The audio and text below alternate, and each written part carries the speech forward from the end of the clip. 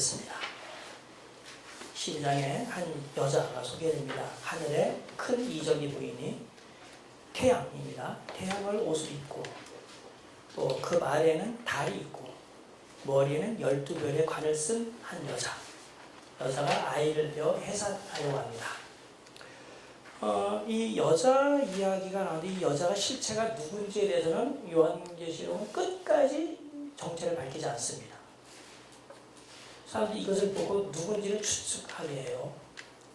오랫동안 로마 가톨릭은 이게 만약에 여기 나오는 한 아이가 메시아, 예수 그리스도라면 메시아를 출산한 물리적인 여자, 그래서 성모 마리아라고 해석해왔고 지금도 계속 거기에 대한 정당성을 입증하려고 합니다. 요한계시록에 있는 내용을 문자적으로 해석해야 되냐, 상징적으로 해석해야 될 거냐, 모두를 문자적으로, 모두를 상징적으로 해석할 거냐, 일부는 그렇고 일부는 아닌가. 그렇다면 그렇게 하는 경우는 어떤 경우, 아닌 경우는 어떤지. 사실 이걸 규정하는 것이 쉽지가 않습니다.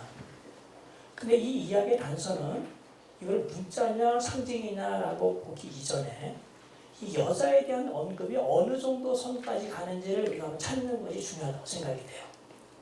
자, 여자가 아이를 냈으니 사내아이가 태어나기 전에 이 여자가 존재했다는 걸 알 수 있죠. 그렇죠? 사내아이가 출생하고 하늘에 올라간 이후 여자의 행적을 보면 6절에 그 여자가 광야로 도망하며 거기서 1260일 동안 그를 양육하기 위하여 하나님께서 예비하신 곳이 있었고 그리 갔다라고 되어 있습니다. 그 다음에 중간의 이야기 7절부터 12절에 나오는 용이 전쟁을 했다가 이기지 못하여 미카엘 군대를 이기지 못하여 하늘에서 쫓겨난 이야기가 있잖아요. 그리고 난 다음에 13장에 보면 용이 자기가 땅으로 내쫓긴 것을 보고 남자를 낳은 여자, 다른 여자가 아니라 앞에 있는 12장 1절에 나오는 그 여자를 박해했다는 거예요. 그리고 박해를 받는 여자가 도망을 갖고, 특별히 이번엔 자기가 스스로 도망가지 않고 독수리의 두 마리가 그 여자를 광야로 인도했다고 언급이 됐는데 그곳에서 박해를 받지만 용이 아무리 여자를 없애려고 공격을 한다 하더라도 어떤 땅이 동원되든가 또 다른 방법을 해서라도 여자는 계속 존속하게 되면서 자녀들을 많이 낳았다고 이야기했으니까 이거는 물리적으로 메시아의 어머니 성모 마리아를 모사한다고 보기는 좀 어렵습니다. 그렇죠? 그러면 메시아와 관련된 그 여자는 과연 누굴까? 그 힌트는 1절에 있어요. 의외로. 1절에 그 여자를 묘사하는 내용 중에 해가 있고 달이 있고 별 몇 개? 12별이 있다고 되어 있습니다. 여러분들이 생각하기에 성경에서 내 책에는 그 내용이 없습니다. 제가 그 부분을 미처 생각하지 못했는데 그 이후에 제가 이제 터득하게 된 거예요. 성경에 해와 달과 12별이 동시에 등장하는 게 어느 이야기에서 찾아볼 수 있습니다. 요셉 이야기죠. 창세기 37장에 나오는 요셉 이야기예요. 거기서 12은 요셉을 비롯한 자기 형제들, 나중에 이스라엘의 12지파의 조상이 된 그 원조들, 족장들과 관련되어 있고요. 그 위에 있는 해와 달은 그들의 족장들을 낳게 한 원조, 아버지 야곱과 그 어머니 이야기예요. 흥미로운 것은 간접적으로 제가 읽은 유대 문헌에 이 내용은 이스라엘 전체 12지파를 가리키는 공식적인 용어가 되어버렸습니다. 거기에 구약의 선지자들은 이스라엘을 언급할 때 하나님에 대하여 배반했고 남편인 하나님을 버리고 다른 나라를 쫓아간, 말하자면 다른 남자를 쫓아간 그 음탕한 여자로 언급을 하고 있으니까 이스라엘 전체를 하나의 여자로 묘사하고 또 이스라엘 전체는 12지파로 구성된 하나의 공동체이기 때문에 이것은 구약의 하나님의 백성 전체를 가리키는 말이라고 볼 수 있는 거예요. 그 맥락 가운데 메시아가 태어난 겁니다. 즉 구약 성경의 메시아의 예언은 아브라함의 후손으로 태어날 자, 야곱의 후손으로 태어날 자, 다윗의 후손으로 태어날 자라고 언급이 됐으니까, 특별히 마태복음 1장 1절만 보더라도, 그리고 그 족보에 있는 이야기를 보더라도 메시아는 구약의 이스라엘 백성들의 계보 가운데 태어나셨습니다. 그 이후에 이것은 자연스럽게 신약의 12사도로 대표되는 신약의 교회와 이어져요. 연결이 돼요. 그래서 이 여자는 어쨌든 신구약을 통틀은 교회를 가리키는 말, 용어로 보면 가장 안전하다고 생각이 됩니다. 그래서 이 이야기 12장 전체를 놓고 보면 이 여자는 메시아를 중심으로 이전에도 존재하고 이후에도 존재하는 분으로 언급이 되었으니까 이건 메시아를 가리키는 것이 틀림없어요. 그러면 12장 1절부터 6절 이야기는 아주 쉽게 해결이 됩니다. 메시아가 하나님의 예언에 의하여 태어나려고 했지만 그가 태어나는 순간 사탄은 그동안 자기가 세상에서 활동하던, 즉 이 세상의 임금이면서 이 세상의 신으로서 활동하던 것이 끊긴다는 것을 알고 결사적으로 메시아 탄생하는 것을 방해하려고 하는 거예요. 그렇죠? 특별히 마태복음 1, 2장에 나오는 헤롯 대왕이 예수님을 태어나는 것을 보면서 베들레헴에 있는, 즉 유다 지방에 있는 산의 아이를 다 죽이려고 한 이 이야기도 여기서 사탄이 산의 아이를 잡아먹으려고 하는, 죽이려고 하는 이야기를 이해하는데 중요한 그 단서를 제공해 준다고 생각이 됩니다. 자, 그런데 사탄의 그런 계획과 또 의지와는 반대로 그는 메시아를 죽이는데 실패했고, 메시아는 자기의 과업을 다 완성한 후에 당당히 하늘로 올라갔어요. 말하자면 메시아는 성공했고 사탄은 실패한 겁니다. 이 이야기를 12장 7절에서는 전쟁 이야기로 설명합니다.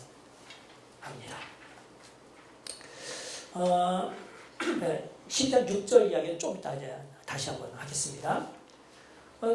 근데 이것이 12장 1절부터 6절 이야기를 다른 관점에서 전쟁 이야기로서 표현했다는 것을 어떻게 할 수 있을까? 왜냐하면 그동안 많은 사람들이 이것은 아까 제가 설명했듯이 타락천사 이야기, 또 타락한 천사가 마귀가 되었다는 것을 설명하는 것으로 해석해 왔잖아요. 자, 그렇게 하려면, 그렇게 이해하려면 이 이야기의 전후 배경에 그것이 태초에 있었던 이야기라는 걸 알 수 있는 배경 설명이 조금이라도 있어야 돼요. 그런 흔적을 찾아볼 수가 없습니다. 그리고 용이 패배했다는 것이, 그 다음에 땅으로 떨어졌다는 것이 최후에 그가 둘째 사망에 들어가게 되는 불과 유황이 타는 불못에 들어가는 것이라는 것을 암시하려면, 또 그런 것으로 해석하려면 그것을 암시하는 내용이 좀 있어야 되는데 그런 것이 전혀 없어요. 그러면서 어떻게 이해해야 되느냐?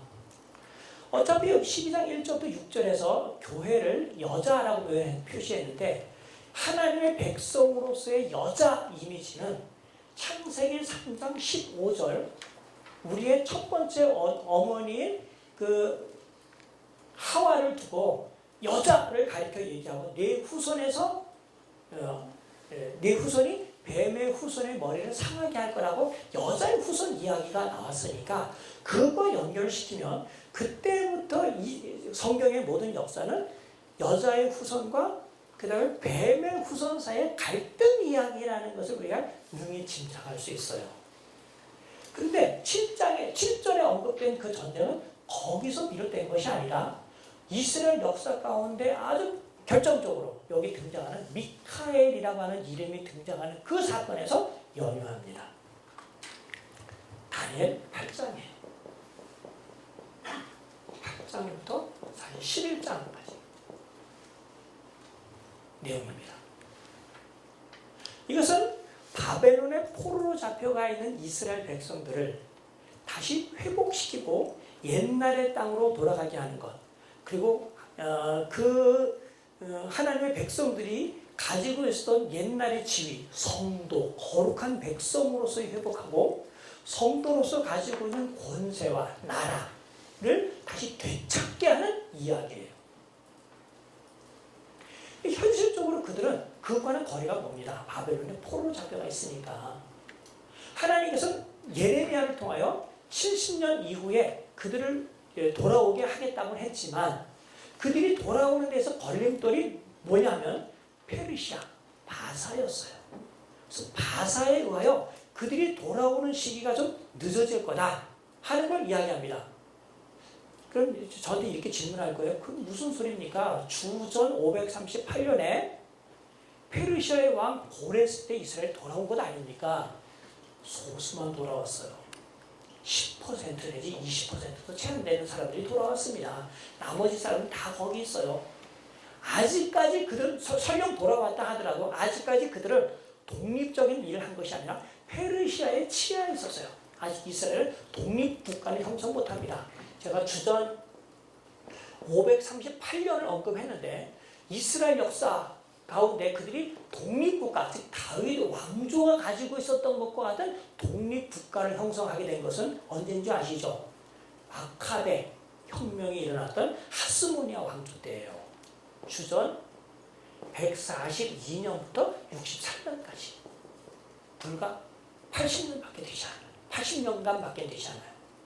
그 사이에 그들은 페르시아, 헬라, 그 다음에 셀루커스, 즉 시리아의 지배를 받으면서 있었거든요. 시리아의 지배 동안에 잠깐 동안 그들이 하스모니아 왕조를 이루었지만 63년에 바로 로마에 의하여 다시 재지배를 당하기 시작을 했어요. 이런 역사를 지나서 지금 주후 1세기 말에 온 거야 지금.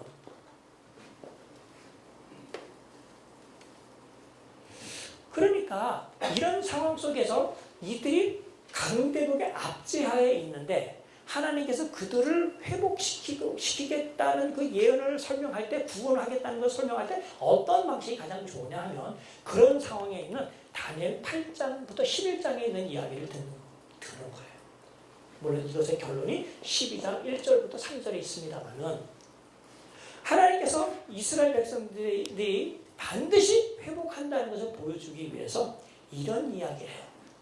천사장 미카엘이 그의 군대와 더불어 나가서 바사 군대와 싸우다. 그렇죠?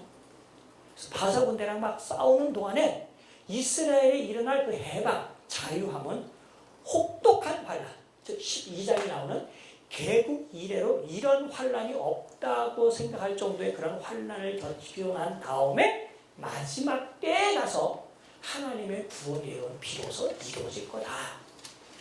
그러기 전까지는 이 책을 봉함해 두라 하고 이야기했던 거예요. 여기에 나오는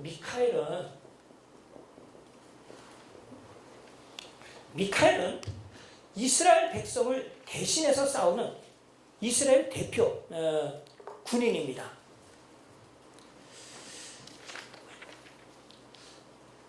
그러니까 그는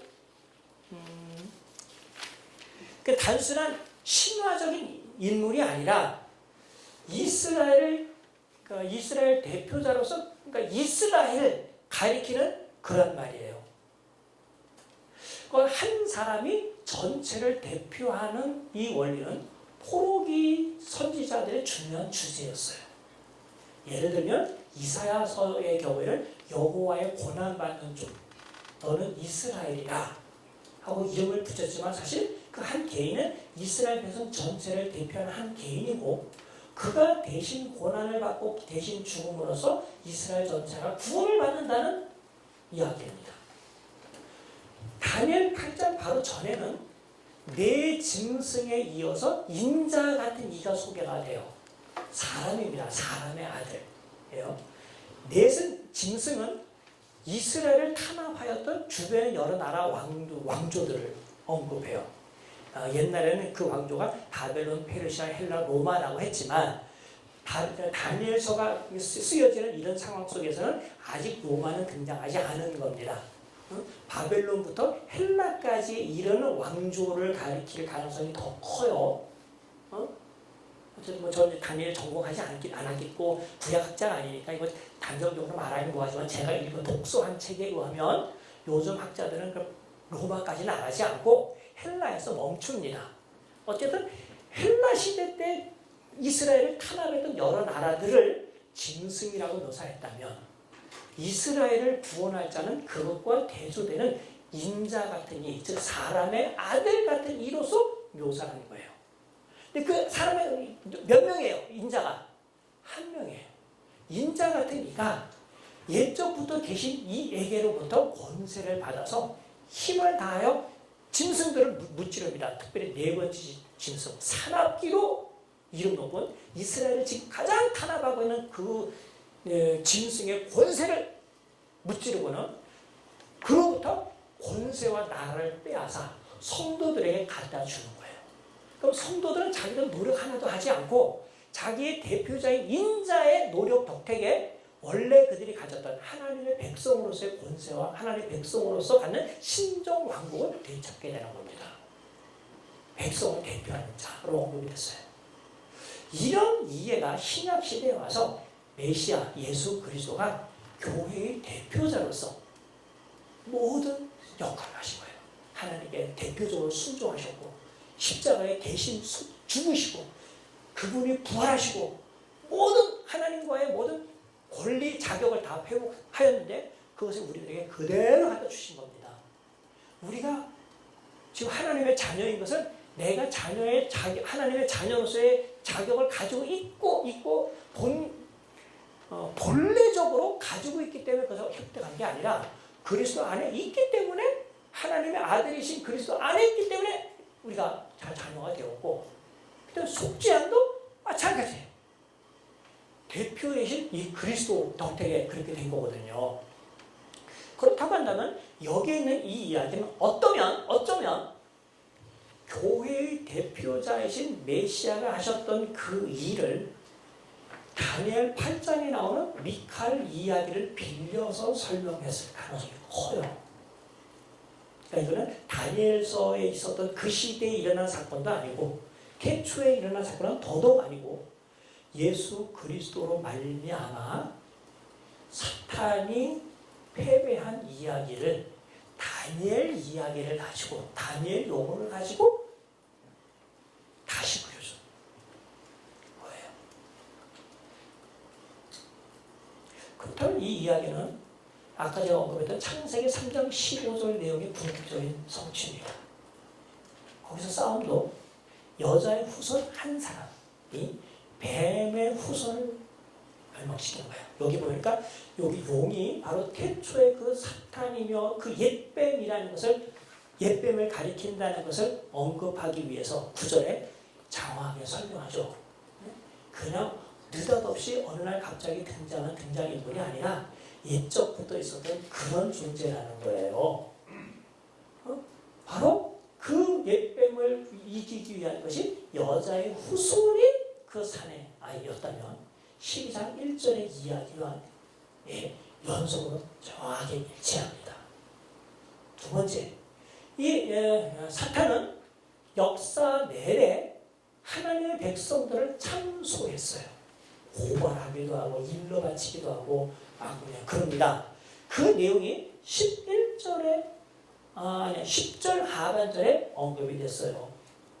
우리 형제들을 참소하던 자, 곧 우리 하나님 앞에서 밤낮 참소하던 자가 쫓겨났고, 그러니까 만약 이것을 뱀을 타락천사로 본다면 역사적으로 맞지가 않아요. 그렇죠?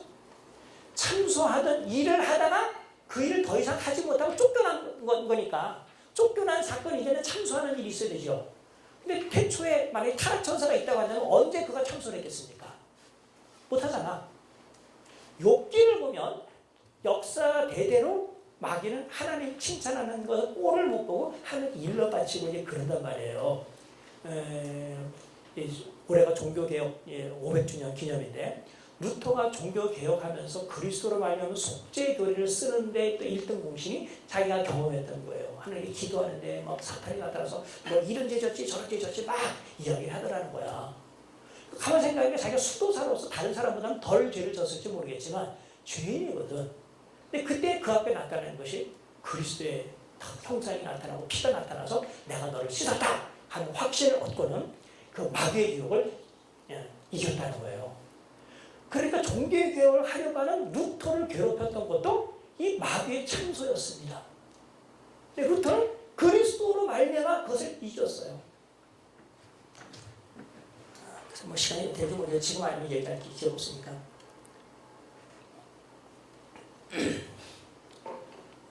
루터는 죄 짓는 문제에 대해서 굉장히 예민했고 무지하게 관심을 많이 가셨어요. 저는 물론 역사신학자가 아니라서 역사신학자만큼 책들을 많이 읽진 않았는데 어쨌든 제가 상식적으로 읽은 책 중에 루터의 재미나는 주제가 뭐냐면 술을 마시는 사람은 천국 간다 하는 명제예요. 맥주를 많이 마실수록 천국 간다. 깜짝 놀라지. 전 놀랐어요. 근데 그 명제가 그 결론이 나오게 된 과정이 이렇습니다. 사람들은 누구나 죄인이라서 의식만 있으면 죄를 지으려고 한다는 거예요. 근데 술을 마시면 술 기운에 일찍 잠을 잔대. 그러면 죄를 덜 짓게 되잖아요. 그래서 술을 마시는 사람은 죄를 덜 짓기 때문에 상대적으로 천국 갈 수 있는 확률이 높은 겁니다. 그래서 이 과정을 딱 이제 빼고 술을 마시는 사람은 천국 간다라고 이제 결론을 내린 거예요. 어쨌든 루터는 맥주 애호가입니다. 그의 부인 수녀였다가 그분과 결혼한 폰보라 여사께서는 보리 추수가 되면은 자기 남편을 위해서 1년 동안 먹을 맥주를 담갔어요. 그래서 개졌습니다. 혹자는 그런데도 이제 루터는 맥주에 있는 도수가 없는 걸 마셨다 그럴지 모르겠지만 그렇지 않아요. 최소 도수 한 2% 알코올 도수 2도 이상 정도 되는 것을 마셨습니다. 내가 MDB 공부하는 동안에 역사신학 공부하시는 선배님들로부터 이런 야사를 들었어요. 루터하고 스핑글리하고 아주 거의 동시대에 살았던 사람인데 그 사람들이 딱 만나면 내기를 한대요. 뭘로? 술을 누가 더 많이 마시는? 맥주를 누가 더 많이 마시느냐? 어떤 사람은 주기도문 하는 동안에 입 안 떼고 마시는 사람, 어떤 사람은 사도신경을 외우는 동안에 입 안 떼고 마시는 사람, 어떤 사람은 십계명 하는 동안 입 안 떼고 마시는 사람. 루터님께서는 더 셌다고 합니다. 믿거나 말거나. 어쨌든 많은 사람들이 그 죄의식이라고 하는 것을 가지고 있는데 그것을 이용해서 하나님께 고자질하는 역할로 마귀가 있었거든요. 역할을 해왔거든. 근데 이제는 그 일을 하지 못하게 됐다는 거예요. 원천적으로. 막은 거야. 왜? 그 전에는 율법 지키는 문제에 대해서 사람들이 예민하게 가지고 있을 그때는 사람이 죄 짓고 안 짓고 하는 것이 무척 관심사였지만 예수 그리스도께서 대속하여 우리의 죄를 완전히 속죄하신 이후에는 우리가 그 다음에 죄를 짓는 문제는 그렇게 중요하지 않다는 것이 상대적으로 구약에 비해서 신약에 있는 사람들이 유리한 점이 있다는 것이 알려지기 시작한 거죠. 그래서 이런 식의 사탄이 그런 사람들이 지은 죄를 가지고 하나님께 참수하는 그 일을 더 이상 하지 못하게 되었다는 사건은 언제 일어났습니까? 그리스도 이후에 일어난 거예요.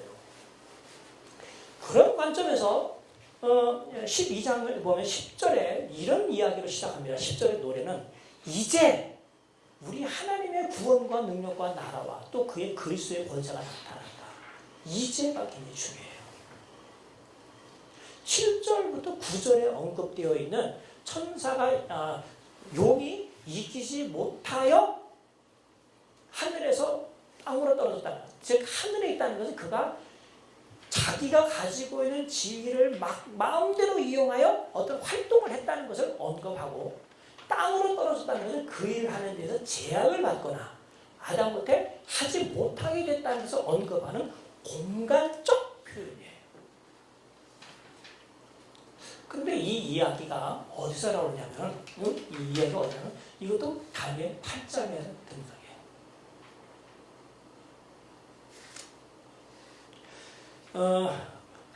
어떤 전쟁이 일어났는데 미카엘과 그 군대, 즉 메시아와 또 그의 군대에 대하여 용이 대항하기 위하여 싸웁니다. 그런데 그가 한 일은 뭐냐면 우선 12장 4절에 보면 그 꼬리가 하늘의 별 3분의 1을 끌어다가 땅에 던졌다 그랬죠. 그가 하늘의 별을 땅에 던져서 일단 그리스도 탄생을 막아보려고 하는 것과 미카엘과 덮어 싸우려고 한 그 일은 구체적으로 어떤 상황을 이런 식으로 묘사했을까요? 이걸 알려면 다니엘서를 찾는 수밖에 없습니다. 시간이 좀 걸리겠지만 여기 표시해놓고 다니엘서에 한번 가서 보겠어요. 다니엘 8장 10절에 보면 9절부터 읽겠습니다. 그중 한 뿔에서 또 작은 뿔 하나가 나서 남쪽과 동쪽과 또 영화로운 땅을 향하여 심히 커지더니 그것이 하늘 군대에 미칠 만큼 커져서 그 군대와 별들 중에 몇을 땅에 떨어뜨리고 그것들을 짓밟고 또 스스로 높아져서 군대의 주제를 대적하며 그에게 매일 드리는 제사를 없애버리고 그의 성소를 헐었으며 그의 악으로 말미암아 백성이 매일 드리는 제사가 넘김바 되었고 그것이 또 진리를 땅에 던지며 자의로 행하여 형통하였더라. 13절 하반절 환상이 나타난 바 매일 드리는 제사와 망하게 하는 죄악에 대한 일과 성소와 백성이 내준바되며 짓밟힐 일이 어느 때까지 이를꼬 하매 그가 내게 이르되 2300 주야까지니 그때의 성소가 정결하게 되리라 하였느니라. 또 지금 이 내용이 무슨 말인지 잘 모르시겠지만 그 앞에 부분 8장 앞에서도 쭉 보면 바벨론 이후 페르시아가 등극해서 즉 바벨론보다 더 강한 페르시아가 일어나서 이스라엘을 공격하고 이스라엘을 괴롭힌다라는 내용의 말이에요. 그래서 그들로부터 하나님께서 원래 바벨론에서 바벨론 포로 이후에 돌이킨다고 했는데 페르시아 때문에 여전히 이스라엘이 포로 생활 가운데 있는 것을 미카엘이 그 군대를 가지고 바사 군대와 더불어 전쟁하느라 시간이 좀 지체되고 있는데 걱정하지 말라. 이스라엘 백성들은 하나님의 약속대로 반드시 그들은 해방될 것이다 는 메시지를 전해주는 것이 다니엘 후반부의 내용이거든요. 근데 여기에 수양 뿔이 있는데 또 뿔이 나와서 막 백성들을 공격하고 지금 10절에 있는 것처럼 하늘에 있는 별 몇을 땅에 던져서 어떻게 했다라고 하는 것은 무슨 내용일까요? 그 중에 여러분들이 눈에 띄는 내용 중에 하나가 12절 진리를 땅에 던지며 자의로 행하여 형통하였더라 하는 내용을 여러분 주목하시기 바랍니다. 바벨론이나 페르시아나 그들이 이스라엘에게 했던 공격은 두 가지 양상이었어요. 하나는 군사를 이끌고 물리적으로 압제를 가하는 것. 두 번째는 이스라엘에 있는 지도자들 또는 이스라엘에 있는 몇몇 사람들을 꼬드겨서 백성들을 유화시키도록 하는 겁니다. 어떻게? 그러니까 성소를 헐고 또 폐하고 하는 이야기가 있잖아요. 강제로 제사를 못 드리게 한 게 아니라 이스라엘로 하여금 자기 스스로 제사를 유린하게 한 겁니다. 그러니까 이스라엘의 지도자 중에 거짓 선지자들이 나타나서 하나님께 드리는 제사를 망치는 거예요. 근데 우리는 이런 예를 이스라엘이 바벨론 포로 잡혀가기 전 예레미야 선지자 때 일어난 것을 우리가 보게 돼요. 예레미야 선지자가 그들의 종교 생활이 잘못되었다는 것을 이야기하고 회개하고 돌이키라고 이야기했을 때 예레미야 선지자를 반대했던 사람은 제사장과 다른 선지자들과 서기관들, 종교인들이었어요. 그들이 뭐라고 얘기했냐면 이 나라에 너만 선지자냐? 하나님이 너에게만 임하였느냐? 우리에게도 임하지 않았느냐? 라고 대듭니다. 그러자 예레미야 23장에서 이렇게 도전을 해요. 너희들이 하나님께로부터 계시를 받았다면 너희들이 하늘에 올라가서 하나님 회의에 참석하였고 거기서 들은 내용이 있을 텐데 그 들은 내용을 얘기해봐라 하는 거예요.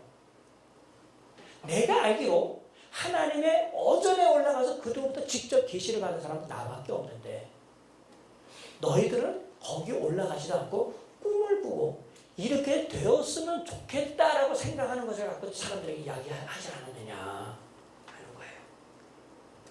그러니까 이스라엘에 있었던 많은 선지자들, 종교인들은 거짓 선지자였습니다. 쉽게 얘기하자면 용이 공격하는 방법은 이스라엘 내부에 있는 거짓 선지자들을 이용하여 사람들에게 진리가 아닌 거짓을 진리로 믿게 하는 것이었어요.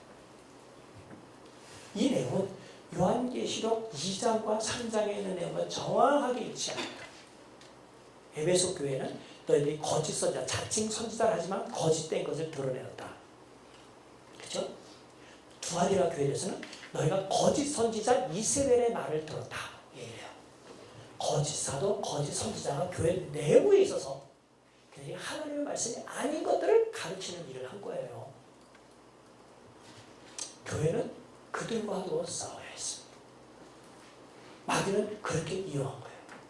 거기서 교회가 승리할 수 있는 방법은 뭐겠습니까? 우선 아까 이야기했던 다시 요한계시록으로 돌아와서 12장 10절에 보면 메시아가 오셨고 메시아가 오심으로 말미암아 하나님 나라가 임하였죠. 때가 찼고 하나님의 나라가 가까이 왔으니 마가복음 1장 15절 내용을 생각한다면 이제 드디어 하나님의 나라가 임하게 된 계기는 그리스도의 초림이고 또 하나님께서 구약 성도들에게 약속하셨던 구원, 그 구원, 다니엘서에 언급되었던 또 그 구원을 실행하신 것 역시 메시아가 오심으로써 드디어 발효하기 시작했어요. 그러면서 여기 하나님의 구원, 하나님의 능력, 하나님의 나라 그리고 메시아가 가지고 있는 권세가 나타나는 바로 그 시점이 사탄이 그동안 사람들을 거짓으로 유혹하고 물리적으로 압박하던 그 압박이 결정타를 받는 사건이었다는 걸 가르치는 거예요. 두 번째, 성도의 입장에서 볼 때는 그들이 비록 이런 세상의 물리적인 압박을 당하고 거짓 선지자와 거짓 사도의 공격의 대상이 되었을지 모르겠지만 그들은 요한계시록에서 이야기하는 뭐였어요? 어린 양의 피와 11절입니다. 자기들이 증언하는 말씀으로써 용의 이 거짓말 공격을 이겨낸다는 거예요.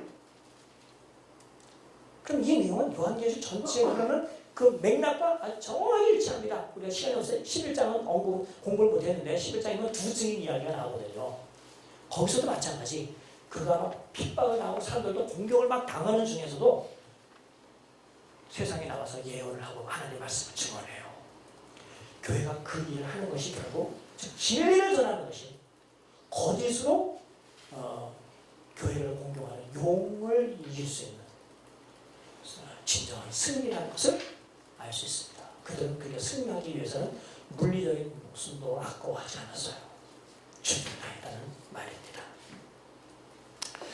자, 그리고 난 다음에 계속해서 이런 하나님의 백성들이 많아지고 또 계속해서 그런 자들을 용이 공격을 하려고 하는데 용이 결국 여자와 그 여자의 후손들을 공격하는 방법은 입에서 물을 내뿜는 거예요. 입과 물과 밀접한 관계가 있습니다. 전에 제가 말씀을 드렸던 읽어드렸을 거예요. 시편 144편 7절과 8절에 있는 말씀. 여호와여 나를 큰 물에서 건지시옵소서. 그 큰 물이 뭐예요? 이방인들이 나에게 온갖 거짓말로 나를 유혹하나이다. 이기려 하나이다. 거짓말. 이 구약 시대도 그것이 원수가 하나님의 백성들을 공격하는 아주 중요한 무기였어요.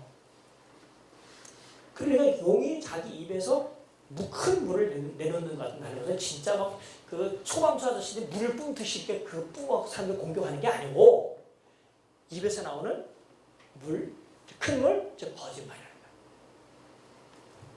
거예요. 이단들의 잘못된 가르침이라던가 아니면 우리는 참 아주 그런 시험을 당할 그런 상황이 아니어서 한편 감사하긴 한데 우리 선배님들 같은 경우에는 일제시대 때 신사참배 강요한 것도 또 심지어 거기에 앞장선 그 교회들도 있잖아요. 종교 지도자들도 있었잖아요. 그런 사람들이 다 거짓말로서 후상 숭배하게 하는 것이었습니다. 그런데 거기서 교회가 보호함을 받는 거예요.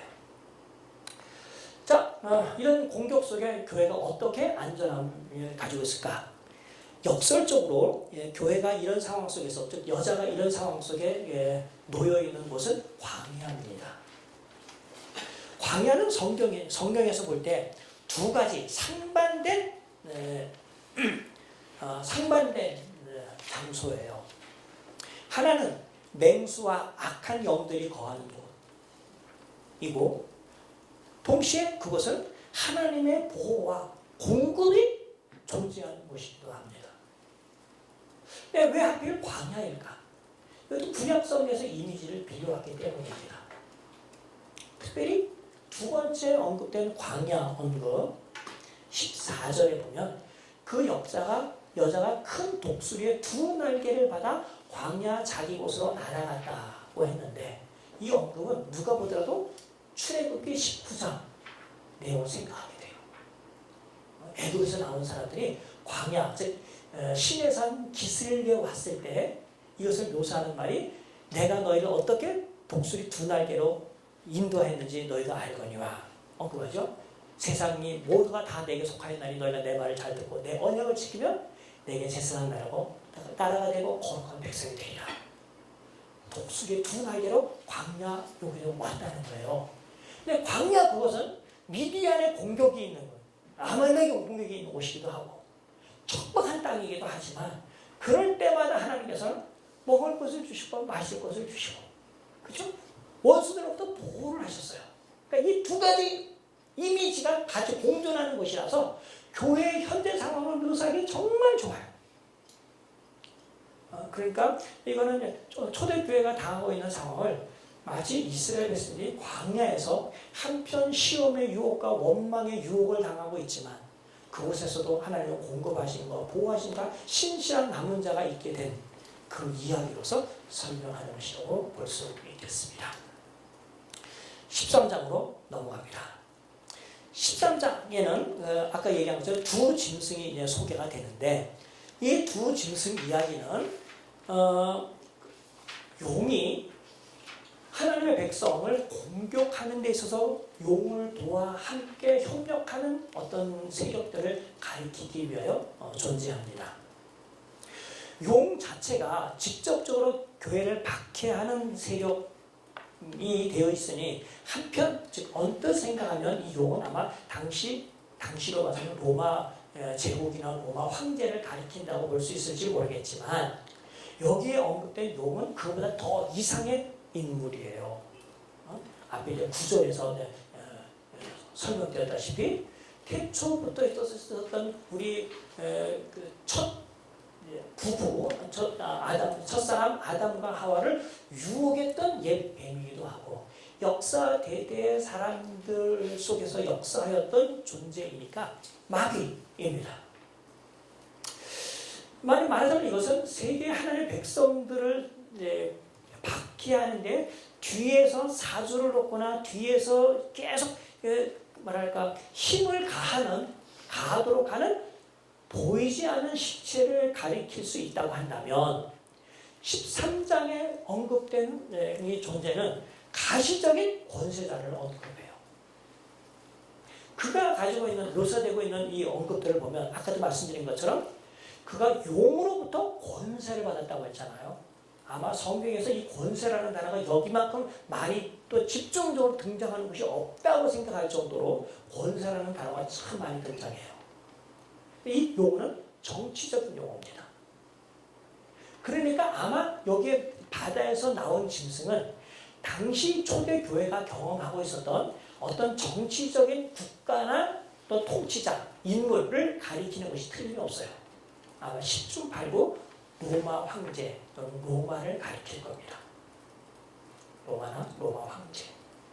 그래서 그는 그가 하는 모든 일들은 기독교적 관점에서 볼 때 그는 용으로부터, 즉 마귀로부터 영향을 받아서 또는 그런 정신을 가지고 교회를 박해하는 것이라는 것을 알 수 있어요. 스스로 생각할 때는 거칠 것이 없는 그런 존재였습니다. 심지어 아까 얘기한 것처럼 자기를 신이라고 생각하고 또 신 대접을 받으려고 했어요. 받고 곳곳에 황제의 숭배를 강요하는 것을 보면 그것을 알 수 있습니다. 모든 황제가 그랬던 것은 아니지만 역사 초대 1세기에 중반으로 넘어가면서 점점 일어나기 시작하다가 후반기에 즉 도미티아누스 황제 때 거의 절정에 달해있기 때문에 요한계시록의 저수를 도미티아누스 황제 무렵 주후 95년 전후로 해서 기록되었다고 하는 것이 힘을 얻고 있습니다. 어떤 정치적인 세력으로서 교회를 박해하는 거예요. 그렇다면 11절 이하에 나오는 땅에서 올라오는 짐승은 어떤 존재일까? 그 역시 그의 기운을 용으로부터 받습니다. 용이 크게 말하는 힘을 줘요. 즉 그의 은사는 땅에서 올라온 짐승이 받은 은사는 입과 관련되어 있어요. 말 잘하는 거예요. 그래서 뒤에서는 이것을 거짓 선지자라고 언급하는 겁니다. 근데 그가 받은 말 잘하는 것을 가지고 그가 하는 일은 뭐냐면 먼저 나온 짐승을 호도하는 거예요. 두 가지 점에서.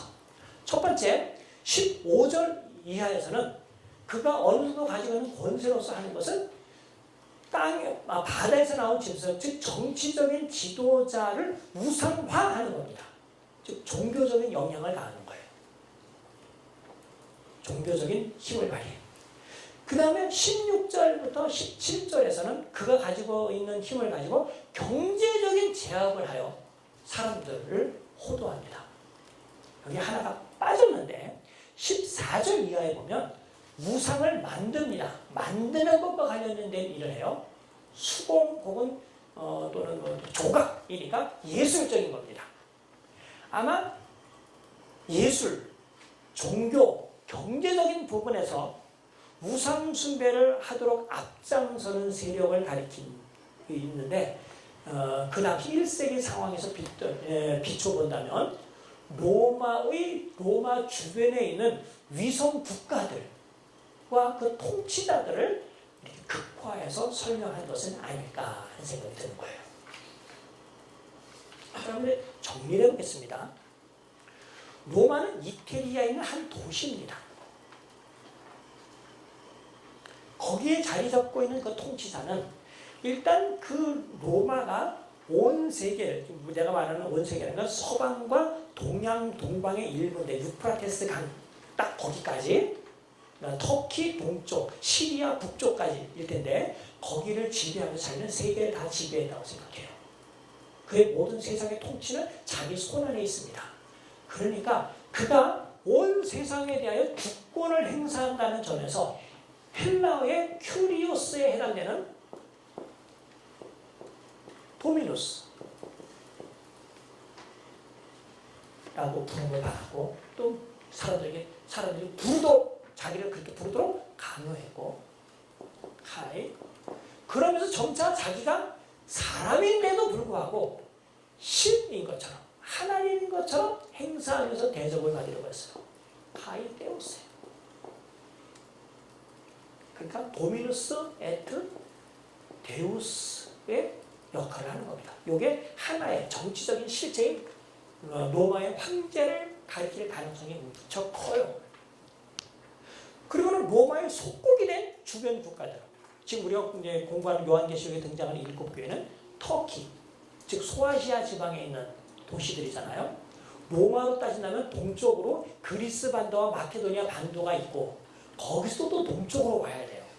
그러니까 로마로 봐서는 간접적으로 있는 곳이지만 어쨌든 속국이 있기 때문에 그곳에 있는 로마의 총독들, 또 총독의 지배를 받는 그 나라의 통치자들은 로마 황제에게 잘 보이기 위해서 각각의 자기들이 살고 있는 도시에 그 도시의 수호신뿐만 아니라 로마 황제를 위한 상까지 만들어 놓고 황제 숭배를 하고 황제의 생일뿐만 아니라 중요한 로마의 축제일 때마다 황제 숭배 의식을 거행하는 거예요. 여기에 앞장섰던 그 사람들은 우상을 만들거나 경제적인 제재를 하거나 또 길드 제재를 이용하여 제재를 하거나 아니면 아예 종교를 경배하게는 숭배하게 하는 그 일을 했다는 점에서 위성 국가는 세 가지 점에서 문화적, 종교적, 경제적인 면으로 교회를 탄압했습니다. 이거를 땅에서 올라온 짐승으로 극화시킨 거예요. 그러니까 여기는 오른손에 표가 있냐 없냐 하는 건 그렇게 중요하지 않아요. 물리적으로.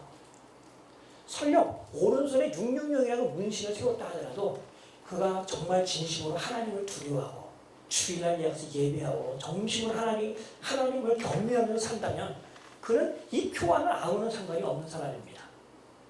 강제로 베리칩을 넣어야 이렇게 경제 활동을 할 수 있다고 만약 신용카드 없으면 받지 않는 것처럼 베리칩 이게 되지 않으면 물건을 살거나 팔지 못하게 한다는 것 때문에 나는 성경에 따라서 오른손에는 다른 거 발가락은 모르겠지만 오른손에는 절대로 이것을 칩을 인식하지 않겠다라고 하더라도 그가 하나님보다 물질을 더 좋아하고 경제적인 활동에 의하여 자기 신앙을 오고 가고 하고 이렇게 타협하는 사람이 있다면 그 사람은 우상숭배하는 사람인 거예요. 이거는 당시에 이런 정말 참 하나님만을 섬길 것이냐 아니냐 하는 문제를 다른 문제로 해석해야지 문자적인 물리적인 이 문제로 해석할 것은 아니라는 것을 그래서 꼭 기억해야 할 것입니다. 아마도 이 이야기 지금 우상을 만들어 놓고 경배하냐 안 하냐 이 문제와 관련하여 왜 이 이야기를 했느냐 하면 실제 1세기 때 뭐 황제의 상을 만들어 놓고 경배를 강요하는 숭배를 강요하는 것 때문이기도 하겠지만 이 이야기에 아마 영향을 준 것은 다니엘서와 관련 다니엘 3장일 거예요. 다니엘 3장. 어쨌든 요한계시록에는 다니엘서가 거의 결정적으로 작용을 많이 합니다. 횟수로는 에스겔서가 제일 많이 인용이 됐고 두 번째는 이사야서, 그 다음에 다니엘서, 그 다음에 스가랴서 이 순서지만 책에 비하여 원래 오리지널 책에 비하여 비중으로 따진다면 다니엘의 비중상은 다니엘 6등입니다. 그러니까 다니엘서 1장부터 12장까지 거의 안 인용된 것이 없을 만큼 다 요한계시록 인용이 됐는데 그 중에 하나가 뭐냐면 다니엘의 세 친구 아시죠? 사드락, 메삭, 아벳느고. 그들이 했던 일이 뭐예요? 그들의 영웅이 뭐예요? 영웅 됐던 거는 당시 느부갓네살이 자기 신상을 만들어 놓고 시간이 딱 돼서 땡 하고 종치면 어디 있든지 그 신상을 보고 엎드려 절하는 거였잖아요.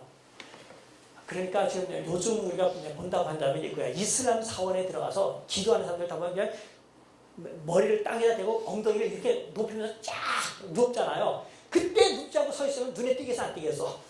당연히 띄죠. 그런 처지였습니다. 그래서 만약에 황제 신상에게 절하지 않는 것은 황제를 공경하지 않는다 라고 논리의 비약을 내세워 그를 잡아서 어떻게 하기로 했어요? 불에 풀다 죽이기로 했잖아요. 죽을래 살래. 사드락, 메삭, 아벳느고는 하나님께 경배하는 대신 느부갓네살은 경배하지 않았어요. 죽이면 되겠어요. 그 가운데 하나님께서 어떻게 하셨습니까? 보호하셨어요. 그 이후에 이스라엘 가운데 그런 비슷한 일이 일어나잖아요. 마카베 서에 보면 마카베 하 7장에 보면 7 아들을 둔 여자 이야기가 나와요. 어머니 이야기가 나와요. 7 아들을 둔 어머니 이야기. 당시 이스라엘에서 혹독하게 탄압을 했던 사람이 안티오코스 에피파네스, 안티오코스 4세인데 7 아들을 둔 어머니와 7 아들을 딱 잡아놓고서 한 사람 한 사람을 신문하는 거예요. 그러자 이제 우리는 하나님을 섬기겠습니다. 당신 어떻게든지 우리는 상관이 없습니다. 막 그럴 때 누군 이제 그 안티오코스 에피파네스가 어떻게 할 줄 알아? 직접 왕이 신문한 거예요. 부활시킨 것도 아니고 본때를 보여주려고. 첫 번째 아들을 딱 여기서는 너 나한테 말대꾸했다고 처음에 1차적으로 집게로 혀를 딱 잡아 뽑은 다음에 잘랐어요. 칼로. 그러니까 당에서 막 이렇게 얘기했겠지. 그런 상황에 또 대든다고 칼을 가지고 요즘처럼 뭐 도르코 면도나 이렇게 잘 드는 게 아니라 대충 낫같이 생긴 그런 칼 가지고 머리카락채 여기서 피부 껍데기를 벗겨냈어요. 쫙 완전히 껍데기 다 벗겨내니까 빨갛게 드러났죠. 아직까지 목숨이 떨어지지 않은 그 사람이 제대로 말 못하는 말로 얘기해요. 당신이 나를 이렇게 죽인다고? 예, 나를 이겼다고 생각하지 말라. 우리 하나님께서 나에게 생명을 주실 것이다. 그러니까 저는 걸 프라이팬에다 치져라. 그래서 그냥 그냥 이렇게 불려대어 그 프라이팬에다 그냥 치져요. 여기가 하늘로 올라가. 그런 식으로 하나둘을 죽입니다. 어머니는 그것을 다 지켜봐야 돼요. 마지막 막내 아들이었을 때 어머니가 이런 얘기해요. 얘야, 네가 내 뱃속에 어떻게 생긴지 나도 모른다. 하나님께서 나에게 너를 생명을 주셨다. 나에게 생명을 주신 이도 하나님이신데 나를 이 순간에 널 데려간다니 그것도 하나님이시다. 내 아들아, 죽음을 두려워하지 말아라. 천지를 지으신 그분은 이 악마보다 더 위대하신 분이다. 너의 몸을 기꺼이 드려라. 그러니까 막내 7째도 형들처럼 이제 신앙을 고백하고 죽습니다. 핵심이 뭐냐? 악마, 네가 나를 물리적인 목숨을 빼앗아간다 하더라도 나의 영혼과 나의 그 생명은 가져가지 못할 거다. 우리 하나님께서 나에게 부활로서 생명을 나에게 도로 주실 것이다 하는 부활 생명을 거기서 천명해요. 그런 이야기. 그때는 그 사드락 메삭 아벳느고처럼 불덩어리에서 하나님은 구해주지 않아요. 다 죽어가. 그런데 다니엘서에 있는 그 이야기는 그 이후에 그런 이적이 일어나지 않았다 하더라도 이스라엘 역사 가운데 그들의 신앙의 불굴의 신앙을 표현하는 아주 중요한 본문으로 이해가 되는 거예요. 요한계시록은 그것을 이용해서 여기서 이야기합니다. 그러면 다니엘서 3장의 버전으로 따진다면 이렇게 얘기할 수 있는 거죠. 14장이 그 해결인 거예요. 그 가운데서 하나님께서 천사를 보내어 지켜주신 것처럼 14장에서 그들이 물리적으로 이 땅에서 목숨을 앗아갈지 모르겠지만 그들이 하나님의 구원이 이루어진 바로 그 시온성에서 메시아의 어린 양과 함께 같이 있게 될 거라는 거예요. 그들이 비록 이 땅에서 강요를 받았다 하더라도 우상을 숨기려 강요를 받았다 하더라도 그들이 여자로 인하여 더럽히지 아니하고 메시아가 가시는 것을 메시아를 신뢰하면서 끝까지 쫓아갔던 바로 그 신앙 때문에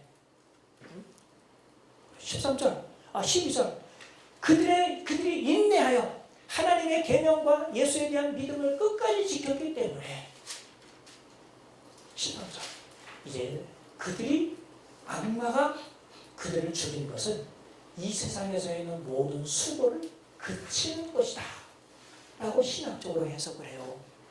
그렇죠? 하늘에서 음성이 나서 이르되 기록하라. 지금 이후로 주 안에서 죽는 자들은 복이 있도다 하시며 성령이 이르시되 그러하다. 그들이 수고를 그치고 이 수고라는 것은 요한계시록 21장에서는 그들의 눈물, 땀, 하나님께서 그들에게 내렸던 저주. 창세기 4장 17절, 18절에 등장하는 언급된 바로 그 수고예요. 그 하나님의 저주가 이제 비로소 그치고 제가 참 좋아하는 히브리서 3장 4장에 언급된 하나님의 안식에 들어가기를 힘쓰면서 살았던 이 땅의 삶에 그 약속의 절정인 하나님의 안식에 들어가게 하게 되는 거예요. 다니엘 3장 내용이 성취가 된 거죠. 다른 버전으로 핵심 똑같게. 그럼 이런 권면을 받은 초대교회는 어떻게 했을까요? 신앙 팔아버리고 우상숭배 했을까? 아니야. 예수님 재림하실 때까지 인내하면서 그들에게 받은 사명, 하나님의 말씀 계명 지키고 예수 그리스도를 증언하는 그 일을 계속 한 겁니다. 오늘 12, 13, 14장에서 우리가 그 내용을 찾아봐야 돼요. 이런 건 생각하지 않고 그냥 뭐 배우지 않냐 안 받냐 하는 걸 보는 거는 요한계시록 알지 못하는 사람들이 하는 행동입니다. 다음 주에는 17, 18, 19장은 뭐 할 시간이 없고요. 20장에 나오는 천년 동안 왕국을 한다는 게 좀 아주 예민한 문제이긴 하지만 그래도 저로부터 또 얘기를 듣는 게 좋지 않겠어요? 정리하는 게 좋지 않겠어요? 우리는 천년 동안 왕국을 한다는 걸 어떻게 우리가 해석해야 되는지 해석하는 단서가 요한계시록 자체 내에서 어디에서 찾을 수 있는지 확인하고 많은 사람의 소망에 새하늘과 새 땅이 임하여야 할 때 들어가게 될 새 예루살렘이 어떤 예루살렘인지 거기서 받는 복이 어떤 것인지에 대하여 다음 주에 공부하겠습니다. 이상입니다.